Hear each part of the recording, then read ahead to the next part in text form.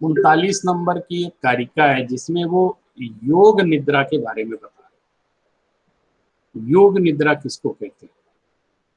देखिए, मैं कारिका आपको पढ़ता हूँ, आप उसको एक बार अपने मन में दोहरा लीजिए सुन करके, फिर बाद में उसका अभ्यास कर सकते हैं। झटिति करण योगात् वीक्ष्यते भ्रूयुगान्ते व्रजति यदि मनस्ते बिन्दुदेवं स्थिरत्वम् त्रुटति निबिडबन्धो वश्यतामेति मुक्तिः तद अलम मलतल्पे योग निद्रां भजस्व। योग निद्रा की चर्चा होती है यहाँ, समाधि को योग निद्रा कहा है। वो कह रहे हैं झटति करण योगात्, झटति शीघ्रता से, माने अब तुम देर मत करो, अब जल्दी करो। तुमने अरहम पद की आराधना की है, अब तुम जल्दी से काम करो।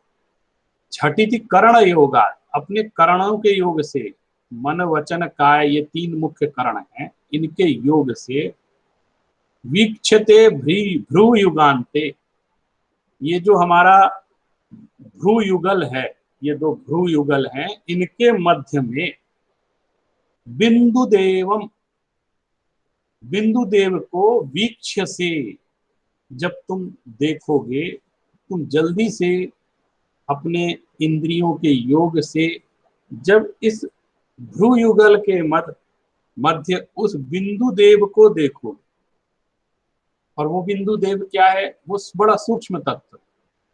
अरहम एक बीज मंत्र है, उसमें एक बिंदु है अनुस्वार, वो बहुत सूक्ष्म है।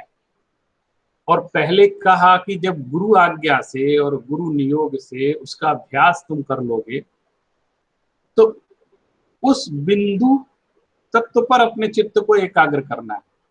जब हम बोलते हैं अरहम,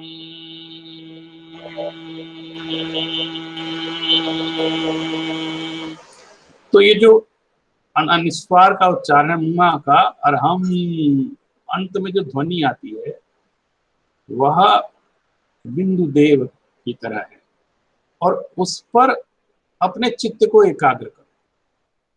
और कहाँ कर लो? इस भ्रू के मध्य पर, यहाँ। और उस चित्त को एकाग्र करके यदि ते मनः, यदि तुम्हारा मन स्थिरत्वं विद्यति, अगर अभ्यास करेंगे और आपका मन उसमें स्थिरता को प्राप्त हो जाएगा उस बिंदु पर, तो निबिड़ बंधः त्रुटति, तो कह रहे अत्यंत मजबूत बंधन भी टूट जाते हैं। अर्थात जो कर्मों का अत्यंत मजबूत बंधन है, उस ध्यान की इस योग्यता से वह भी टूट जाता है। निबिड़ बंधः त्रुटति, अत्यंत मजबूत बंधन भी टूट जाता है। और फिर क्या? मुक्ति ही वश्यतामेति, आप मुक्ति की अधीनता को प्राप्त हो जाते हैं, आप मुक्ति की तरफ आगे बढ़ जाते हैं, मोक्ष रूपी लक्ष्मी को प्राप्त कर देते हैं। तद अलम, तब इतना ही पर्याप्त है। इसलिए इतना उसका फल जान करके अब अमल तल पे, अब तुम उस निर्मल स्वभाव रूपी शैया पर योग निद्राम भजस्व, तुम योग निद्रा को धारण कर लो। और वो योग निद्रा क्या है? समाधि। अर्थात तुम अब उस संपूर्ण समाधि की तरफ तुम पहुंच जाओ। तो यहाँ कितनी चीजों का महत्व बतलाया, योग निद्रा का महत्व बतलाया, इंद्रियों के योग का महत्व बतलाया कि उन इंद्रियों को हमें वश में कर करके उन इंद्रियों के माध्यम से हमको वो ध्यान करना है। फिर उस बिंदु देव का, और कहा? भ्रुकुटी के मध्य। ये जैन योग की विशेषता है कि वो इस तरह की चर्चा करके अत्यंत गूढ़ तत्व का प्रतिपादन कर रहे हैं।